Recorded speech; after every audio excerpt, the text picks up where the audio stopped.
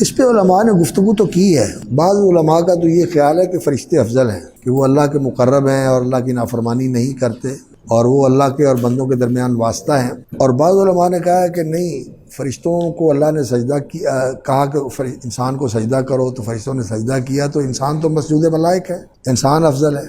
اور بعض حضرات نے درمیانی رائے اختیار کی ہے۔